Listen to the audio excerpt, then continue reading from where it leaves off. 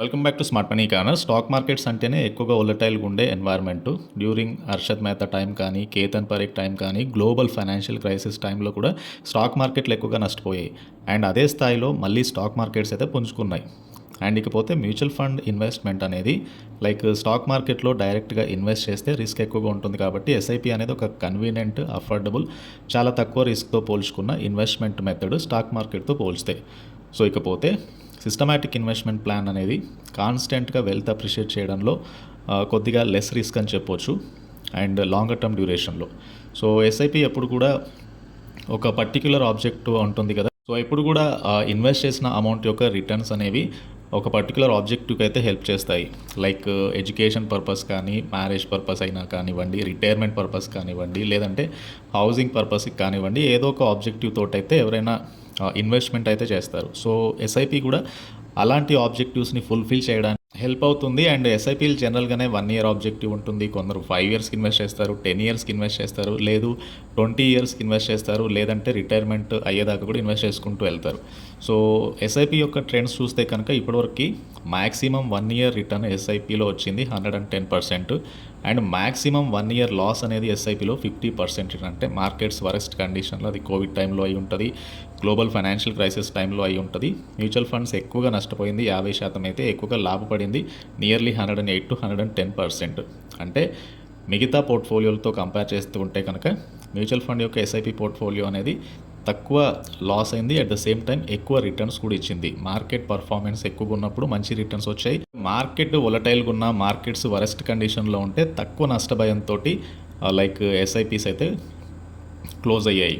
అంటే for example 10 yearలో best performing SIPs on an యావరేజ్గా బెస్ట్ ఎస్ఐపిస్ ఇచ్చిన రిటర్న్స్ 20 to 25%. వరెస్ట్ కేసులో ఎస్ఐపి యొక్క 10 year యావరేజ్ అనేది 3%గా ఉంది. సో అంటే ఆల్మోస్ట్ లాస్ అయితే రాదు. సో ఎస్ఐపి ద్వారా స్టాక్ మార్కెట్ వొలటైల్గా ఉంటుంది కదా. స్టాక్ మార్కెట్ వొలటాలిటీని అయితే మనం అవాయిడ్ చేయలేం, కానీ లైక్ డైరెక్ట్ స్టాక్ మార్కెట్ లాసెస్తో పోల్చుకుంటే కొద్దిగా సేఫ్ హెవెన్ అయితే మనకు అర్థమవుతుంది సిస్టమాటిక్ ఇన్వెస్ట్మెంట్ ప్లాన్ అనేది. And come to SIP performances recent టైంలో చూస్తే కనుక ఎస్ఐపిస్ ఏ టైంలోనైనా కంటిన్యూ చేయాలి. మార్కెట్లో అప్ సైడ్ ఉన్నా కూడా, మార్కెట్ వొలటైల్గా ఉన్నా కూడా. సో అలాంటి టైంలోనే లైక్ ఎస్ఐపిస్ ఎక్కువగా అప్రిషియేట్ చేస్తాయి ఇన్వెస్టర్స్కి, ఇది మనందరికీ తెలిసిన విషయమే. కాకపోతే ఏంటంటే రీసెంట్ ట్రెండ్ చూస్తే కనుక like AMFI, association of mutual funds in India, వీళ్ళ దగ్గర ప్రతి నెల ఎన్ని ఎస్ఐపిస్ కొత్తగా రిజిస్టర్ అవుతున్నాయి, ఎన్ని ఎస్ఐపిస్ డిస్కంటిన్యూ అవుతున్నాయి అయితే ఉంటాయి. లైక్ ఫర్ ఎగ్జాంపుల్ మార్చ్ 2025లో దాదాపు కొత్త ఎస్ఐపిస్ రిజిస్టర్ అయినాయి 40.2 అయితే ఉన్నాయి, అంటే ల్యాక్స్లో. So February 2025లో 44.6. మీరు లాస్ట్ ఇయర్తో పోల్చుకుంటే ఈ లాస్ట్ 12 months నుంచి కూడా నెంబర్ ఆఫ్ ఎస్ఐపి రిజిస్ట్రేషన్స్ అయితే తగ్గుతూ వస్తున్నాయి. And at the same time discontinued SIPs, 10 year ముగిసిన ఎస్ఐపిస్, కంప్లీటెడ్ ఎస్ఐపిస్ అయితే పెరుగుతూ వస్తున్నాయి. అంటే ఈ మార్చ్లో చూడండి, number of new SIPs 40.2 lakh ఉంటే నెంబర్ ఆఫ్ డిస్కంటిన్యూడ్ 10 year ముగిసినవి కంప్లీట్ అయిన ఎస్ఐపిస్ 51.6 lakh ఉన్నాయి. అంటే ఇక్కడ మార్కెట్ వొలటాలిటీ అనేది సిగ్నిఫికెంట్ రోల్ ప్లే చేస్తుంది. సో ఇండివిజువల్ ఇన్వెస్టర్స్ కంటే కూడా ఫండ్ హౌసెస్ ఎక్కువగా సెల్లింగ్లో ఉన్నారు లైక్ మార్కెట్స్ని బట్టి. సో ఇది మేజర్ రీజన్. ఇంతలా number of mutual fund units market వొలటాలిటీని బట్టి, మార్కెట్ హైలో ఉందా, మార్కెట్ లోలో ఉందా అనే దాన్ని బట్టి సెల్ చేయడం అనేది బికాజ్ ఆఫ్ ఫండ్ హౌసెస్ యొక్క ఇంటర్వెన్షన్ వల్ల అయితే జరుగుతుంది. ప్రస్తుతానికి మార్కెట్ కండిషన్ చూస్తే కనుక వొలటైల్గా ఉంది కాబట్టి ఎస్ఐపిస్ రిజిస్టర్ అయినవి చాలా తక్కువగా ఉంది. సో సెల్లింగ్ సైడ్ ఎక్కువగా ఉన్నాయి ఎస్ఐపిస్. మార్కెట్లో ఆప్టిమిస్టిక్ ఎన్వైర్న్మెంట్ ఉన్నప్పుడు, మార్కెట్ ఇంకా పెరుగుతుంది అనుకున్నప్పుడు ఎస్ఐపి రిజిస్ట్రేషన్స్ కూడా పెరుగుతున్నాయి. At the same time discontinue అయ్యే ఎస్ఐపిల శాతం చాలా తక్కువగా ఉంటుంది. సో ఇది బేసికల్గా ప్రస్తుతం ఎస్ఐపి ట్రెండ్ అనేది ఇలా అయితే ఉంది. స్టాక్ మార్కెట్ ఇన్వెస్ట్మెంట్ వేరు అండ్ సిస్టమాటిక్ ఇన్వెస్ట్మెంట్ ప్లాన్ ద్వారా మ్యూచువల్ ఫండ్స్లో ఇన్వెస్ట్ చేయడము రెండు డిఫరెంట్ అప్రోచెస్. లైక్ స్టాక్ మార్కెట్లో మీరు స్టాక్స్లో ఇన్వెస్ట్ చేసినప్పుడు, మార్కెట్స్ వొలటైల్గా ఉన్నప్పుడు, మార్కెట్ కరెక్షన్ అయినప్పుడు స్టాక్స్లో ఇన్వెస్ట్ చేయడము అండ్ ఆల్ టైమ్ హై దగ్గరగా స్టాక్స్ నుంచి ఎగ్జిట్ అవ్వడము, ప్రాఫిట్ బుక్ చేయడము జనరల్గా స్టాక్ మార్కెట్లో ఇన్వెస్ట్మెంట్లో జరిగేదే. కానీ mutual fund systematic investment plan అయినా, ఈవెన్ మ్యూచువల్ ఫండ్లో రెగ్యులర్గా ఇన్వెస్ట్ చేసి వెల్త్ క్రియేట్ చేయాలన్నా కూడా మార్కెట్ వొలటాలిటీ అనేది పెద్ద విషయం కాదు. అట్లీస్ట్ మీరు ఒక 20 yearsకి ఇన్వెస్ట్ చేస్తున్నారు అనుకోండి, మార్కెట్ వొలటాలిటీ అనేది పెద్ద విషయం కాదు. నిఫ్టీ 50 లాస్ట్ 10 year కానీ 20 year టైం ఫ్రేమ్లో ఎంతలా గ్రో అయింది.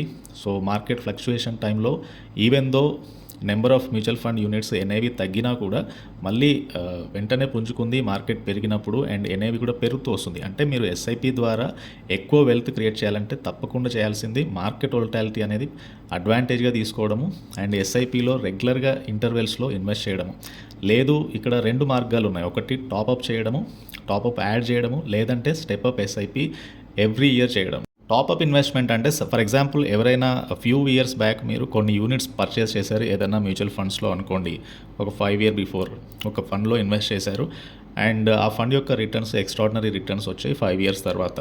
బట్ ఆ ఫండ్ నుంచి ఎగ్జిట్ అవ్వడం కంటే కూడా ఆ ఫండ్లో అడిషనల్గా ఇంకొంత అమౌంట్ని యాడ్ చేయడం అనేది టాపప్ ఇన్వెస్ట్మెంట్. సో దీని ద్వారా ఏంటంటే మీకు లాంగర్ టర్మ్లో ఈ ఫండ్ ఎక్కువ రిటర్న్స్ ఇస్తుంది కాబట్టి ఫర్దర్గా మీ యొక్క ఇన్వెస్ట్మెంట్స్ ఎన్హాన్స్ అయ్యే ఛాన్స్ ఉంటుంది. సో ఇది ఒక మెథడ్. సో టాపప్ ఇన్వెస్ట్ చేయడం అనేది మార్కెట్లో ఎక్కువగా ఫాలో అయినప్పుడు మీకు మ్యూచువల్ ఫండ్ ఎన్ఏవి యూనిట్స్ తక్కువలో కనబడతాయి అండ్ మీరు పర్చేస్ చేస్తారు. ఇక్కడ అడ్వాంటేజ్ ఏంటంటే ఇన్హరెంట్గా మార్కెట్ ఎక్కువగా పెరుగుతున్నప్పుడు మ్యూచువల్ ఫండ్ ఎన్ఏవి కూడా చాలా ఫాస్ట్గా గ్రోత్ వస్తుంది అండ్ అగైన్ మీరు ఇన్వెస్ట్ చేసిన అమౌంట్ కూడా లాసెస్ నుంచి చాలా ఈజీగా ప్రాఫిట్లోకి వెళ్ళే ఛాన్స్ ఉంటుంది. అది టాపప్ మ్యూచువల్ ఫండ్స్లో చేయడం ద్వారా అడ్వాంటేజ్. ఇకపోతే ఇంకొకటి స్టెప్అప్ ఎస్ఐపి. చాలాసార్లు మనం చేసే మిస్టేక్ ఏంటంటే ఉదాహరణకి మన ఇన్కమ్ తక్కువగా ఉన్నప్పుడు 500తో 1000తో 5000తో ఎస్ఐపీలు స్టార్ట్ చేస్తాం, దాన్ని అలానే కంటిన్యూ చేస్తాం. అండ్ కాకపోతే ఏంటంటే ఎవ్రీ ఇయర్ ఆల్రెడీ ఉన్న ఎస్ఐపికి అడిషనల్గా కొంత పర్సెంటేజ్ని యాడ్ చేసుకుంటూ వెళ్ళారనుకోండి. ఫర్ ఎవ్రీ 1000 ఎస్ఐపిలో మీరు అట్లీస్ట్ 10% యాడ్ చేశారు ఎవ్రీ ఇయర్ అంటే 100 రూపీ ఇంక్రీజ్ చేసుకుంటూ వెళ్ళారు.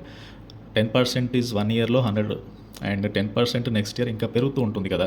సో ఇలా మీరు ఇన్వెస్ట్ చేస్తున్న మంత్లీ ఇన్వెస్ట్మెంట్కి అడిషనల్గా యాన్యువల్ స్టెప్అప్ 10% యాడ్ చేసుకుంటూ వెళ్తే అట్లీస్ట్ మీరు 10% రిటర్న్ రేట్ పెట్టుకున్నా కూడా మ్యూచువల్ ఫండ్ యొక్క return rate in SIP 30 years time ఫ్రేమ్లో మీరు ఇన్వెస్ట్ చేసిన అమౌంట్ నియర్లీ 19 lakh అయితే estimated returns are nearly 40 lakh. అంటే టోటల్ వాల్యూ ఆఫ్ ఇన్వెస్ట్మెంట్ అనేది 60 lakh పెరిగింది దగ్గరగా. అండ్ సేమ్ ఇన్వెస్ట్మెంట్ మీరు యాన్యువల్ స్టెప్అప్ ఏమీ చేయలేదంటే మీరు ఏదైతే ఎస్ఐపి 1000 రూపీ కంటిన్యూ చేస్తున్నారో అదే 1000 రూపీ ఎస్ఐపి కంటిన్యూ చేస్తూ ఉన్నారనుకోండి. సో ఎక్స్పెక్టెడ్ రిటర్న్ రేట్ అనేది 10% ఉంది అండ్ 30 year టైం ఫ్రేమ్కి మీరు ఇన్వెస్ట్ చేశారనుకోండి. మీరు ఇన్వెస్ట్ చేసిన total amount 3,60,000 and estimated returns nearly 17,20,000. So total value అనేది నియర్లీ 20,80,000. సో మీరు డిఫరెన్స్ చూడండి ఇక్కడ. లైక్ స్టెప్అప్ ఎస్ఐపి ద్వారా అడిషనల్గా హ్యూజ్ అమౌంట్ అయితే గెయిన్ అవుతున్నారు అండ్ ఎవ్రీ ఇయర్ అడిషనల్గా మీరు ఇన్వెస్ట్ చేస్తున్నారు ఎస్ఐపి ద్వారా కాబట్టి ఆటోమేటిక్గానే ఎక్కువ ఎన్ఏవి యూనిట్స్ మీరు యాడ్ చేసుకుంటున్నారు. సో అడిషనల్గా మీరు ఎక్కువగా వెల్త్ జనరేట్ చేయడానికి అయితే హెల్ప్ అవుతుంది. సో అంటే మీరు సిస్టమాటిక్ ఇన్వెస్ట్మెంట్ ప్లాన్ ద్వారా మ్యూచువల్ ఫండ్స్లో రెగ్యులర్గా ఇన్వెస్ట్ చేయాలి అనేది ఒక మేజర్ ఆబ్జెక్టివ్ ఇక్కడ. సో మార్కెట్ హైలో ఉన్నప్పుడు లైక్ స్టాక్స్ లాగా ఎస్ఐపి యూనిట్స్ని కానీ మ్యూచువల్ ఫండ్స్ యూనిట్స్ని కానీ సెల్ చేయడము లేదంటే ఫండ్స్ నుంచి ఎగ్జిట్ అవ్వడము.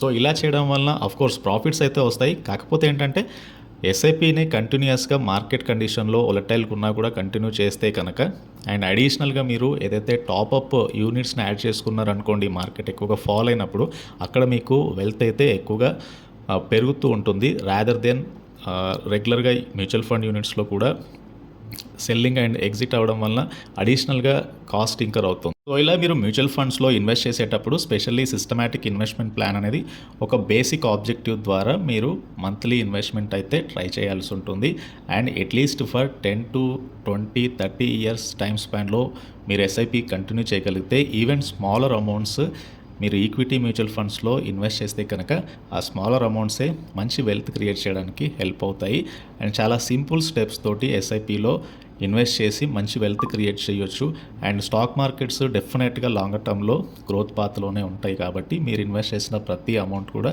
ఎక్కువ వెల్త్ జనరేట్ చేయడానికి హెల్ప్ అవుతుంది. అండ్ ఈ వీడియో నచ్చితే ఛానల్ని తప్పకుండా సబ్స్క్రైబ్ చేయండి అండ్ ఈ వీడియోని లైక్ చేయండి. Thank you.